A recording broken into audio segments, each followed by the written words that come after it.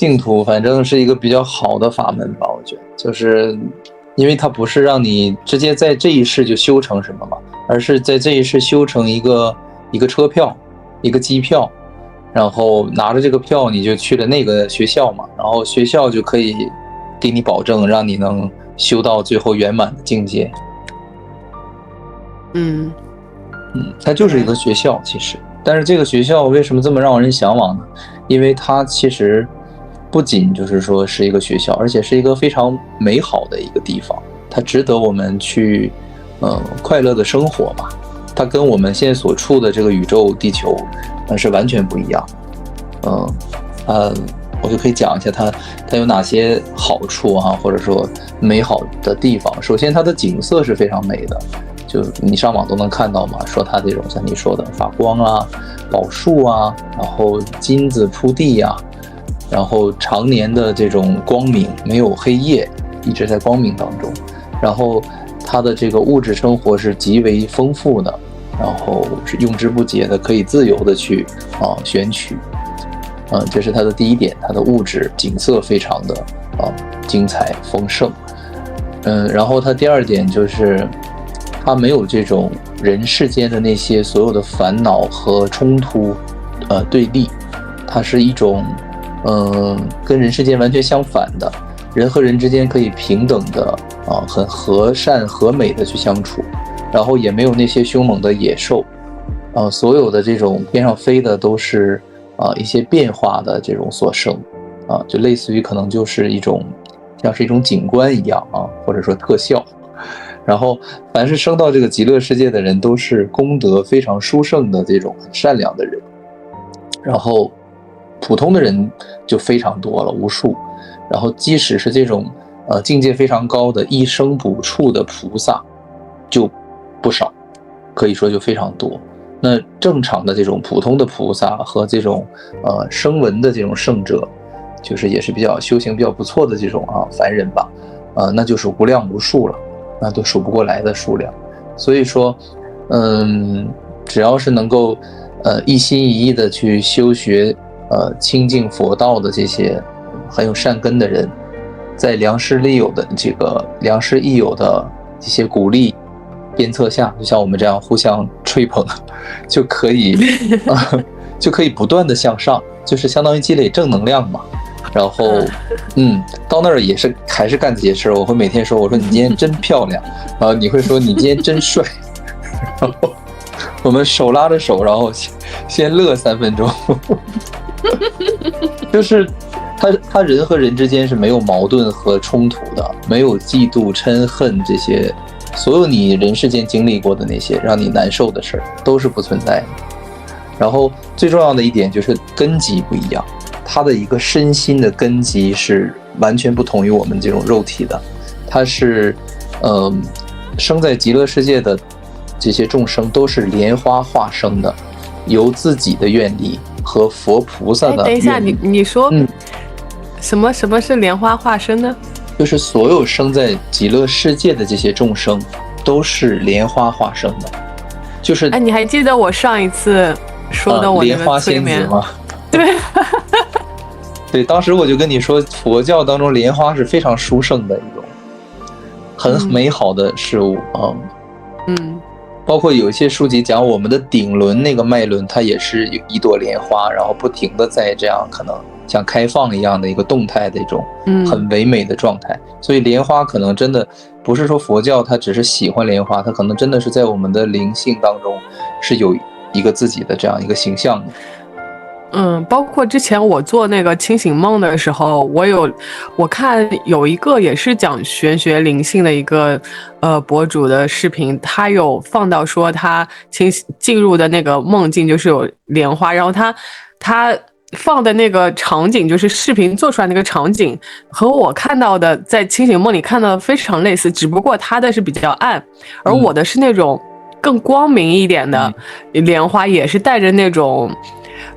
古代我也不知道什么朝代的那种房子，然后开出来一个窗户，就和他的那个视频里的景象特别相近，在我的清醒梦里面。然后我在这个池塘上面就是类似于蜻蜓点水那种，这样来回的这样点啊点啊，就类似于半飞半飘，然后在水上走的这种感觉。对。所以你有没有想过，你的那个莲花仙子，她其实就是在冥冥之中引导着我去在你们的谈话当中去找到这个阿弥陀佛，然后找到他的净土的广告词儿，然后此时此刻去念给你听，然后进一步的去把你之前那个预知梦也好，或者一些对吧奇异的现象，给它画成一个圆圈，把它搞圆满了，连起来。对，所以其实真的它不是巧合，它这种东西很难去用逻辑来连通，但是我们从结果上来看，它就是这样。它有很多信息最后会连起来。是的呀，所以你现在听到的这些东西是你注定要听到的，这个你也躲不过去的啊，这个很有意思啊。然后我继续说哈，它这些莲花呢是由自己的愿力和佛菩萨的这种比较悲悯的愿力共同形成的，然后呢它是不需要这个父母为缘而化生莲华的，也就是说它不需要父母的助缘，就凭借着自己的这个一生的愿力你想要去极乐世界的这个愿望的力量和佛菩萨共同的这些愿力加持你的愿力，然后呢你就可以直接生在这个莲花池当中。然后佛经当中讲的佛菩萨呢都是处于这个莲花宝座上面的，然后莲花是一种出淤泥而清净的一种事物，它象征着离一切烦恼得身心清净成为圣者的这样一种很殊胜的一种境界吧。所以莲花就是一种出尘不染为玉，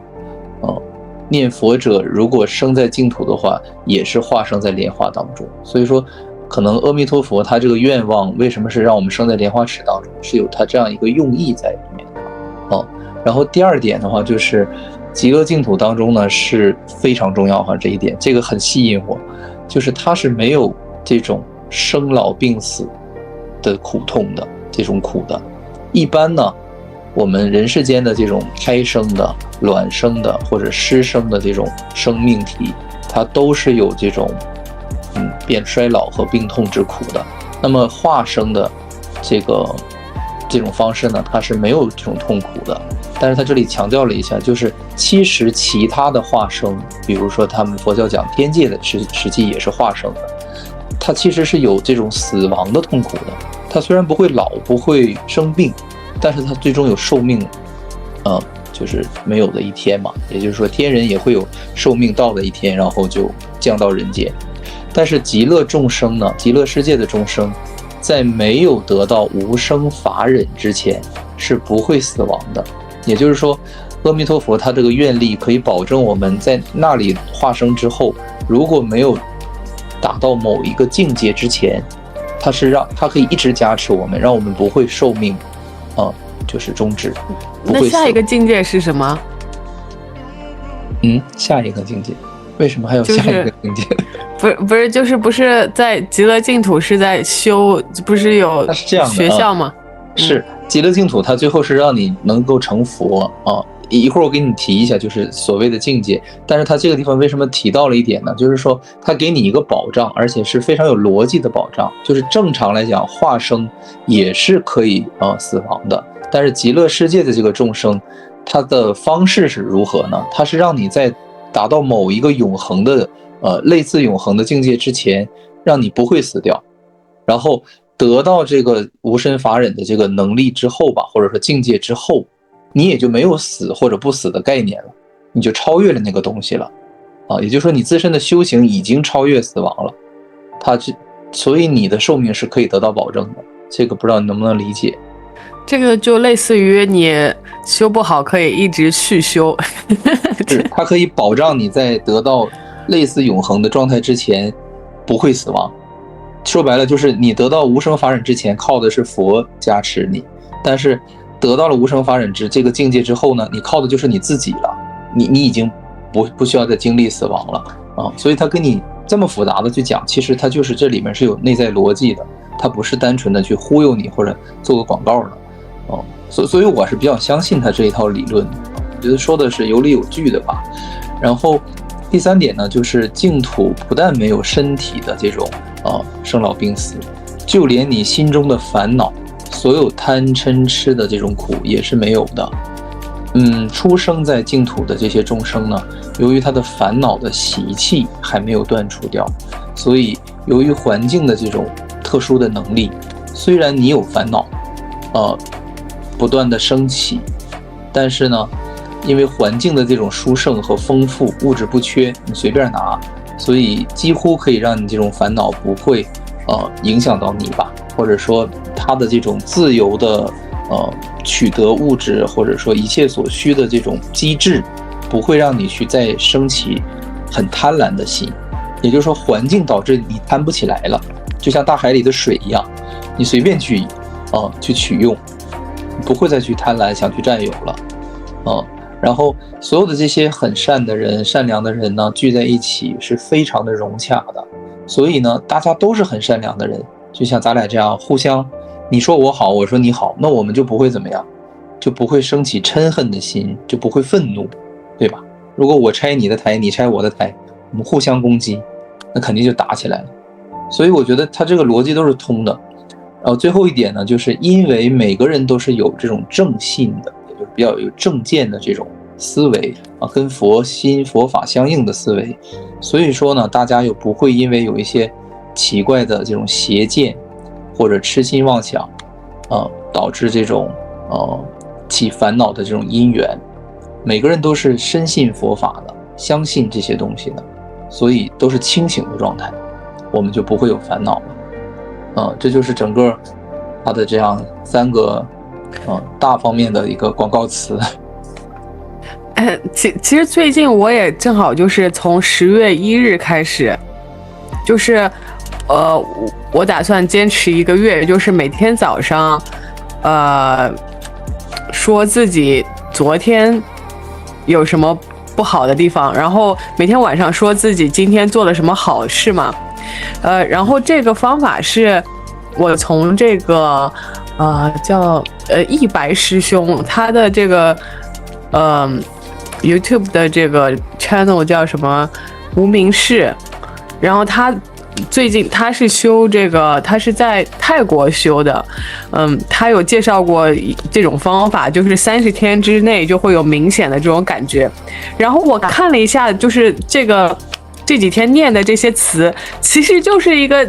去净土的一个词，我念给你听一下啊。好。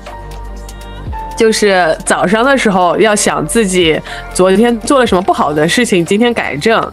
他这段话叫：往昔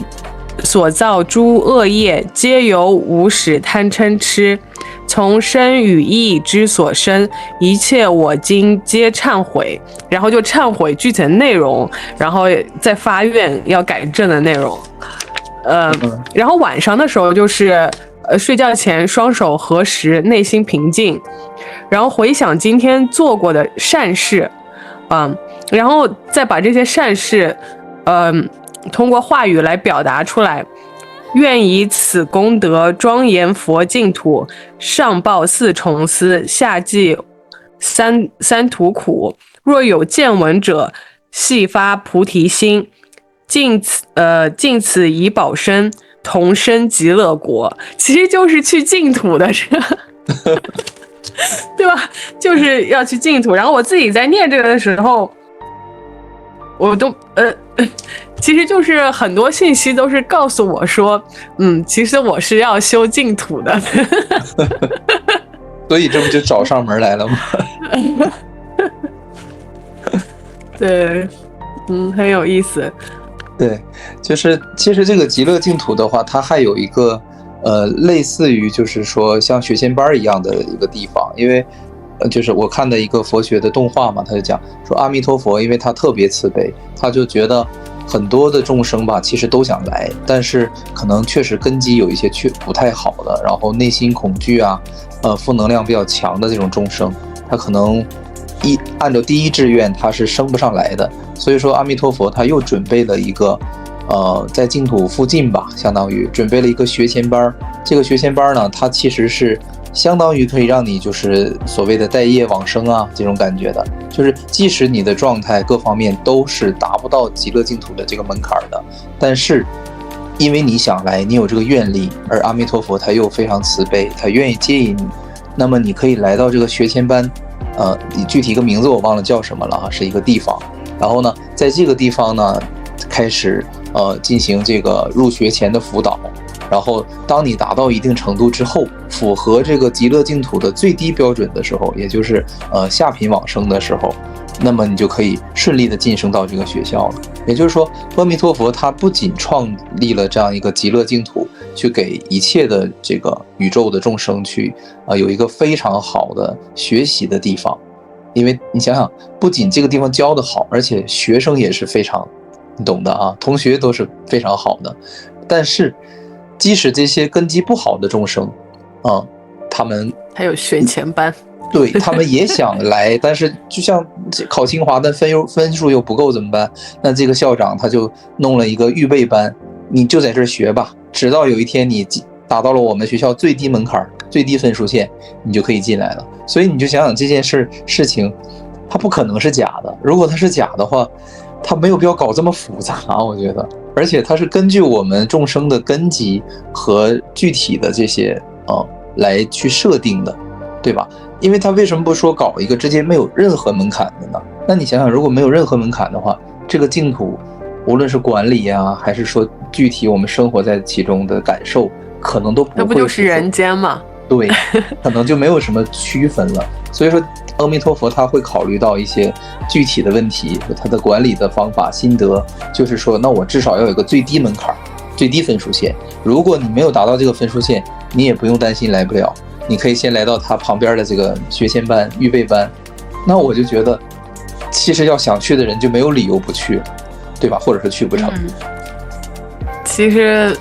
什么都有的世界就是人间嘛，人间有天堂，也有地狱，也有鱼龙混杂的，也有什么各种动物。是的。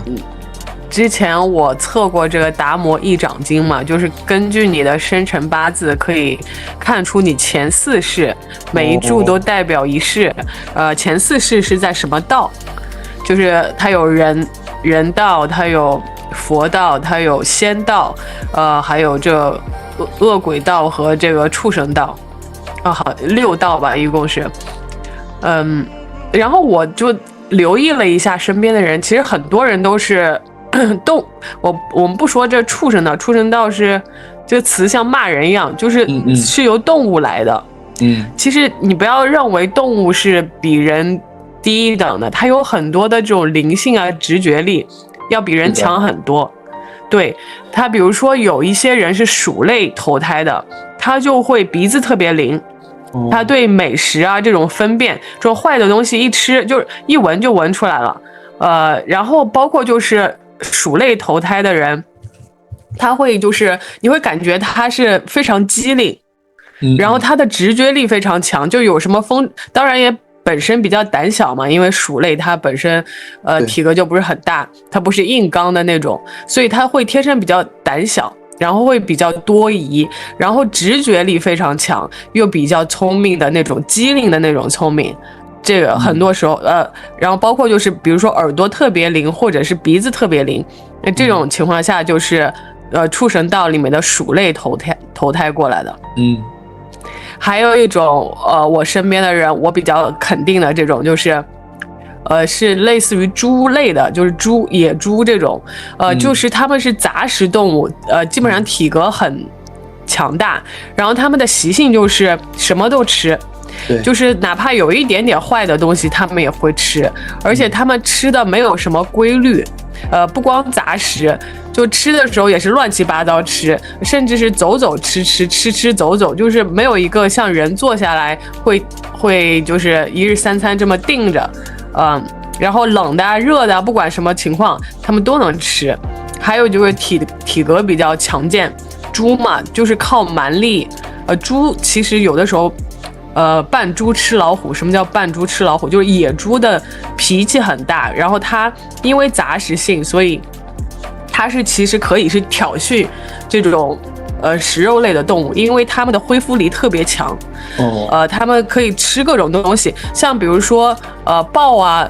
老虎呀这种。甚至狮子，它们狮子群居嘛，但是豹和老虎它是因为是单挑，所以它们一定要抓紧时机，只要去开始去追逐猎物的时候，就是十拿九稳的这种，要不然他们耗了体力之后，他们没有东西吃，所以他们就是一般不敢惹这种野猪。野猪就是杂食，我哪怕是被你抓伤了、咬伤了，有的野猪就是一个很极端例子，野猪都是被肠子都露出来，开膛破肚，然后它就是在那个泥潭里去拱，把这个肠子拱进去之后，用这个泥水，包括它知道什么是草药，它会去找这种草药，然后把它嚼碎了去嚼碎了去敷在那个伤口上，然后过了10天半个月，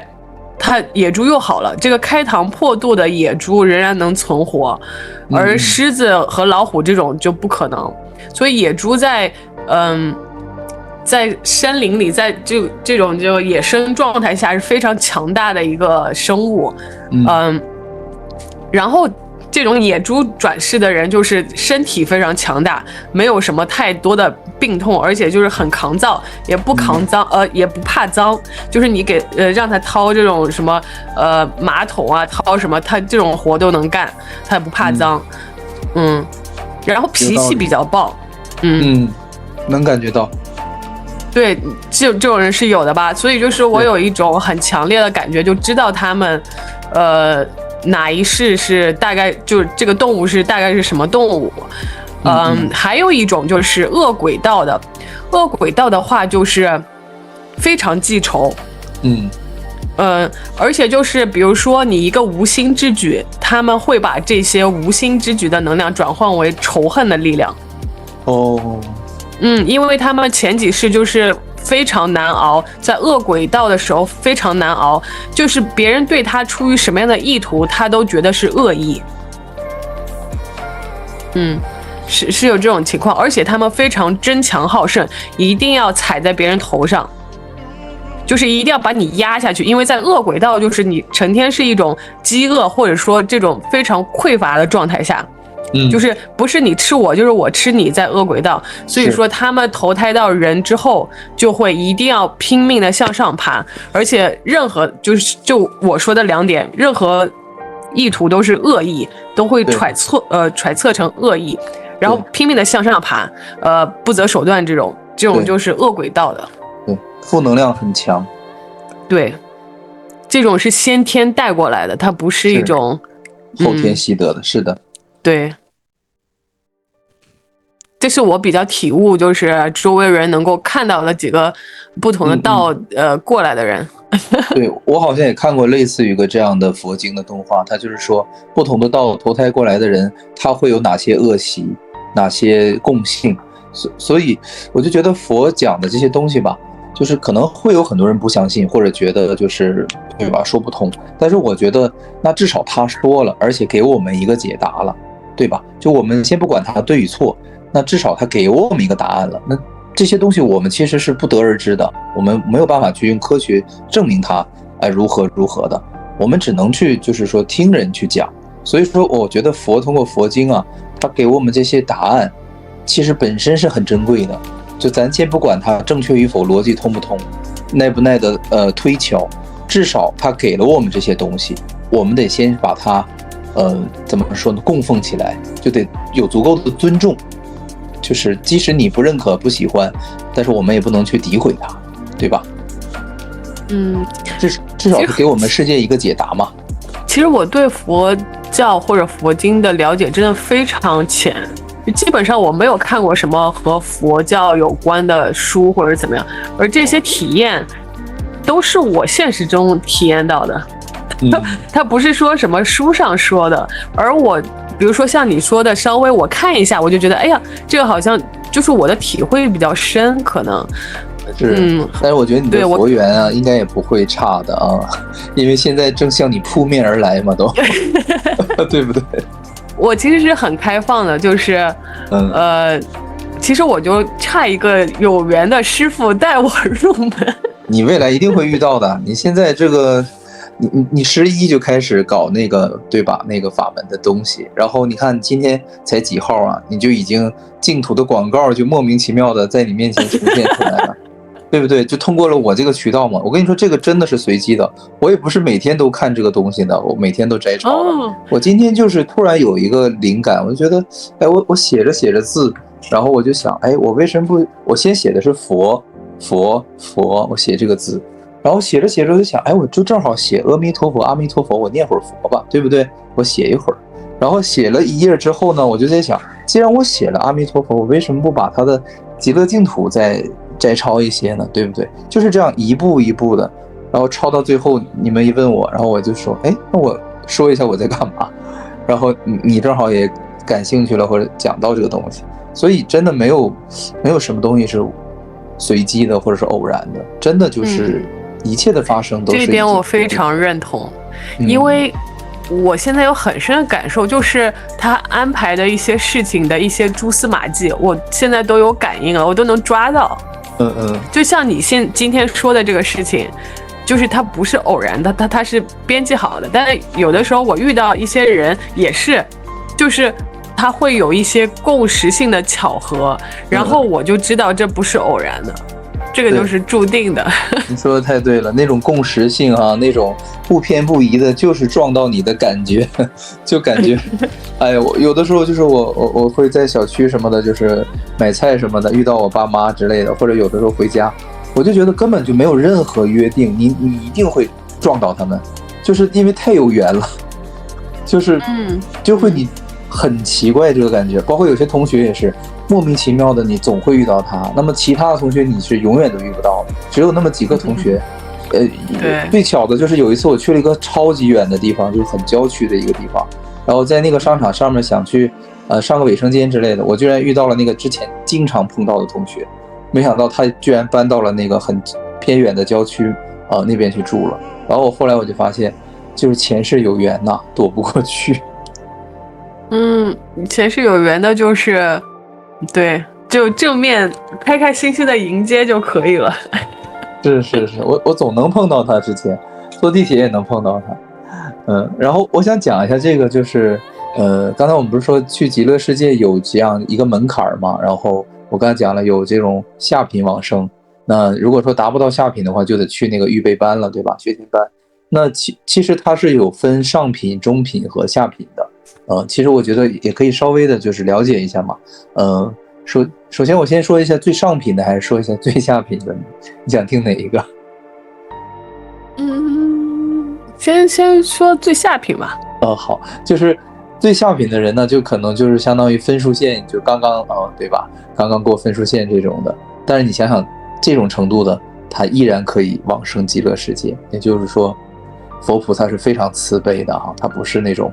很严苛的标准。那么最下品的话，在下品当中分为3品，就是下品上生、下品中生和下品下生。那么下品上生呢，就是做重恶业，但是不诽谤大乘佛法的这些经典、这些经书。等一下，就是下品上生是3个层次里面的最好的，对。好。下品的第1名最好的是这样的啊。你做了很多的恶业啊，吃喝嫖赌什么坏事都干，但是你至少不诽谤佛法佛经是好东西，是正确的，对吧？你没有说佛法的坏话，这个是下品上升。然后下品的中等中生呢，就是你就是毁犯戒。偷僧物就相当于是什么呢？就是说它跟一些僧人可能有关系，就是你去诱导一些或者逼迫一些僧人去犯戒呀，让他们故意去吃荤呐、近女色之类的，就是相当于强迫他们吧。然后甚至去偷盗僧人的财物啊，这种其实都是比较大的一种恶行。但是即使这样的人，也不是被否定掉的，也是可以往生的。而且就是说。最后一点就是不敬说法，就是为了名利去弘扬佛法，可能就是说跟人去讲佛法，最后让你掏钱给我转账买课这种的，只为了名利去弘法，这样的人是属于下品中生的，其实已经比较差了，对吧？然后因为僧人这些东西，它其实呢，就是说佛学比较在意的这种僧人的一些佛法僧的东西，他是认为僧人也好，这些寺庙也好，为什么不能去伤害他们、迫害他们？因为他们是传法的很好的途径。如果你把途径破坏掉了，就相当于你不是去破坏一个车厢、一个列车，你是把列车的轨道给整个给拆毁掉了。那么你影响到的是整个通行在这个轨道上的所有的列车，所以这个属于一种大罪啊，非常非常大。它不是说你伤害一个人，你伤害的是一个渠道，一个佛法的渠道。所以说佛法僧这些包括寺庙的话，这个东西其实大家一定要去尊重它，就是不要去伤害它，因为伤害他们的话，比伤害普通人的罪行相对来讲还是更大一些吧。然后下品的下生就是属于做不善业，然后忤逆十恶，这个就比较可怕了，就是忤逆的话，我大约了解一些，具体不太知道，好像就是那种就是好像父母都杀掉了那种的罪行。这样子啊？对，就是属于忤逆，就属于杀僧人，杀父母之类的吧，就是极大的这种恶行。但即使是忤逆十恶，在佛教当中认为是下地狱的这种罪恶的行为的人，其实也是可以通过这种阿弥陀佛的慈悲愿力接引到哪里去的。当然就是可能真的就是要重新做人了，慢慢去修行吧。然后见佛的方式也有这种说法，就是下品往生的都是整体上来讲都是恶人，没有好人，全都是恶人。然后呢，他们在往生的状态呢，就是去见佛的这种方式呢，属于临终时非常的恍惚，仿佛在梦中见到佛一样，非常的模糊就是这样一个状态。然后中品呢就能好一些，中品也是分3品中品上生、中生和下生。我就简单说一下，中品呢就是最好的这种上生，就是修行诸戒，不造忤逆，然后无众过患。具体的意思可能就是简单解释一下，就是各种戒律，佛学的戒律它都是相对来讲是遵守的，然后忤逆这些肯定都是不沾边的连想都没想过。然后对于众生来讲，没有太大的这种过失这种罪过。然后中生的话，就是能够做到1天1夜的持戒和清净。它具体给出了就是1天1夜就可以，您能有那么1天的时间是持戒的可能持斋呀，然后保持念经念佛比较清净，这样不是跟人吵吵闹闹的这种状态就是中品。然后下生中品下生的话，就是平时非常孝顺父母，然后对待这个世人呢都是比较仁慈的，然后临终的时候呢是能够发心的，自己发心想要去的就是有这个意愿的。然后中品整体上来讲的人呢是能做到3业清净的，就是3业善净这个具体大家可以到时候去查一查，了解一下。就整体来讲是比较不错的人比较有品德的比较清净的人，孝顺父母的人。那么这样的人呢，他在临终的时候能见到佛菩萨的化身或者是修行当中呢，心中经常能看见佛菩萨的一些幻象假象这样的人就是他的见佛的方式比较清晰了，已经有具体的形象了然后最好的就是这种上品上升的这种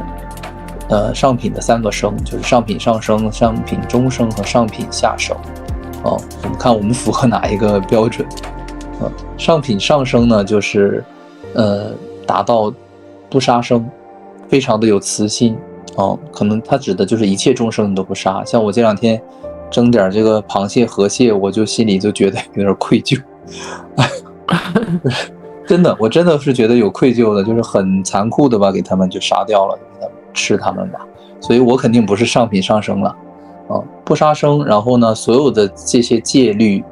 都能够奉行，然后呢经常的读诵大乘的这些经典的经书，然后修这个6念，然后能够回向发愿，就是大家具体可以去搜一下什么是回向就是有一些具体的方法，就是非常的慈心，然后经常的读诵经典，然后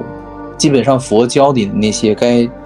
遵守的那些法则吧，或者说建议，我们都去做到了，这种是最好的。然后上品的终生呢，就是虽然不读诵大乘的经典，不太读经，但是呢却能够呢了解第一义谛，深信因果，并且不诽谤大乘的佛教佛法。也就是说能够了解一些佛法，然后深信这个佛说的因果，同时不去诽谤，不说佛法佛经的坏话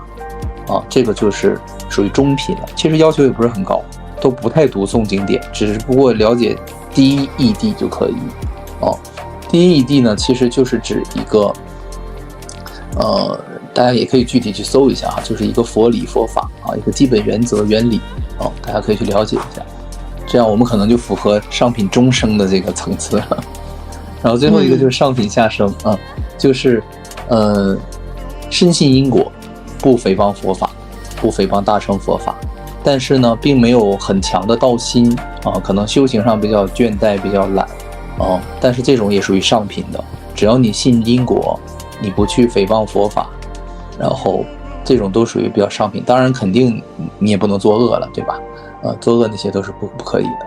然后呢这些上升的人呢都属于必须发菩提心的人，也就是说都有一个成道成佛的这样一个愿心，有这样一个意愿。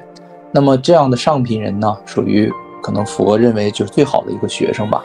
所以在临终的时候呢，阿弥陀佛和他的这个海会的大众，也就是可能就是众多弟子吧，包括那些著名的菩萨们，会一大帮人过来一起迎接。这就是我们上品人往生是怎么样见到佛的方式所以其实他讲的这么细，我觉得他就是让我们有法可依吧，就相当于让我们有具体的。其实挺有意思的，就是我一直我和那个信佛的师兄一直说嘛，但是他说的东西都太专业了，然后我就有的时候我看一下就看不进嘛，然后我就问他极乐世界到底怎么样啊，到具体是什么样，然后他也没机会跟我讲，然后今天你有这机会把这些讲得这么细，然后都告诉我了。挺好。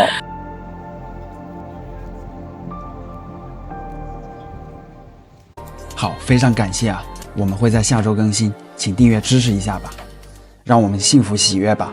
因为我们如今正在经历的疯狂，实际上是一种幻象，它逼着越来越多的人觉醒。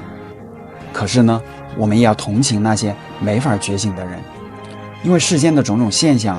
造成了我们个体与灵魂的分离。我们会在螺旋上升的水晶上